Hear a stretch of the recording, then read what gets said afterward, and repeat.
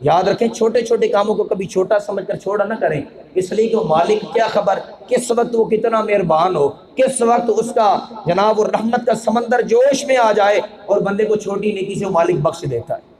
جیسے کہ بنی اسرائیل کے اندر ایک خاتون تھی بڑی گناہ گار، بڑی سخت گناہ گار، جب فوت ہوئی تو اللہ پاک نے موسیٰ علیہ السلام سے فرمایا موسیٰ علیہ السلام سے کہ خواتین کا اہتمام کیجئے، خواتین کو کہیں کہ غسل دیں، کفن پہنائیں اور آپ جا کر ان کا جنازہ پڑھائیں۔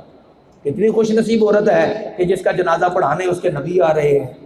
کسی کا پیر جنازہ پڑھانے آئے تو جناب اس کی خوشی جو ہے نا جناب دیدنی ہوتی ہے، انسان حیران ہو جاتا ہے، وہ چاہے مردہ پڑا ہوتا ہے لیکن اس کے اندر کتنی خوشی اور ہلچل ہوتی ہے یہ کوئی انسان تصور نہیں کر سکتا۔ اور جس کا نبی پڑھانے آ جائے جنازہ تو اس کی تو کیا ہی بات ہے۔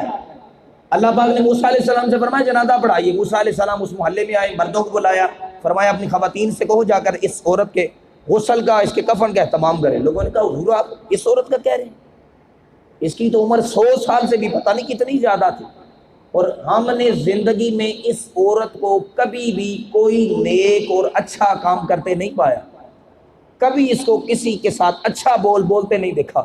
اس کا حسن اخلاق بھی کوئی نہیں، بولنے کا ڈھنگ ہی کوئی نہیں، بڑی بد اخلاق اور بڑی بدتمیز اور زبان کی بڑی خراب ہے عورت، اور اس کے کارنامے ہم تو آپ کے سامنے بیان ہی نہیں کر سکتے، اور آپ فرما رہے ہیں اور آپ اس کا جنازہ پڑھائیں گے۔ فرمایا ہاں اللہ پاک نے مجھے فرمایا ہے۔ لوگوں نے کہا ٹھیک ہے اللہ کے نبی آ گئے، اللہ پاک کا حکم ہے تو ہم کون ہوتے ہیں، حکم کی تکمیل کی جائے۔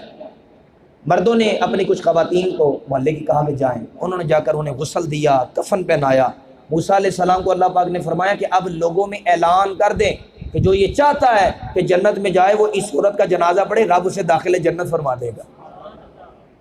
موسیٰ علیہ السلام محو حیرت بھی تھے کیونکہ لوگوں کے جو تاثرات تھے، جو کمنٹس آ رہے تھے وہ بڑے عجیب و غریب تھے۔ کہا لیکن پھر بھی وہ مہربان ہے، عدل کرے تا تھر تھر کمن اچیاں شانہ والے، فضل کرے تا بخشے جامن میں ورگے منہ کالے۔ موسیٰ علیہ السلام جب جنازہ پڑھا کے تدفین سے فارغ ہوئے،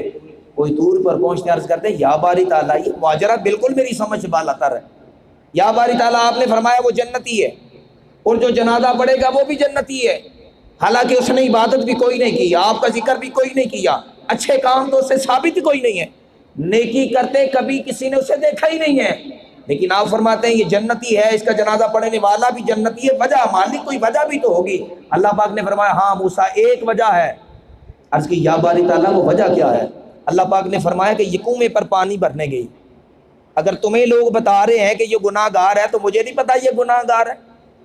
میں تو اس کے وہ بھی گناہ جانتا ہوں جو لوگوں نے دیکھے نہیں ہیں، مگر باوجود اس کے میں نے اسے بخشا کیوں ہے؟ فرمایا ہے میرے کلیم بات ساری یہ ہے کہ یہ عورت کنویں پر پانی بھرنے گئی، اس نے دیکھا ایک چھوٹا سا کتا جو ہے وہ کنویں کا چکر کاٹ رہا ہے، گرمی تھی اور بڑی سخت دھوپ تھی، تو کتا چکر لگا رہا ہے چاروں گرد، تو اس عورت کو سمجھ لگی کہ شاید یہ کتا پیاسا ہے، پانی کے انتظار میں چکر کاٹ رہا ہے، اسے بڑی شدید پیاس ہے، چونکہ گرمی بہت زیادہ ہے، اور اس نے دیکھا اس کے پاس کوئی برتن بھی ایسا نہیں تھا کہ جس میں کتے کو پانی پلاتی۔ کہا اے اللہ کے نبی، اے میرے کلیم، بات یہ ہے اس نے ڈول ڈالا، کنویں سے پانی نکالا، پانی نکالنے کے بعد اس نے یہ کیا کہ اپنے جوتے کو موڑ کر اس میں پانی بھر کر اس نے کتے کو پلایا، اس نے اس کی پیاس بجھا دی، اور دل میں اس نے کہا یا باری تعالیٰ تیرے ایسے ایسے بھی تو بندے موجود ہیں، اس پر کرم کر دے۔ کہا اس کتے کے ساتھ اس کا اچھا عمل کرنا مجھے اتنا پسند آیا کہ میں نے 125 سال کے گناہوں کو معاف کر کے اسے بھی جنتی کر دیا ہے، جنازہ پڑھنے والوں کو بھی جنتی کر دیا۔ تو یہ رب ہے، بڑا مہربان ہے۔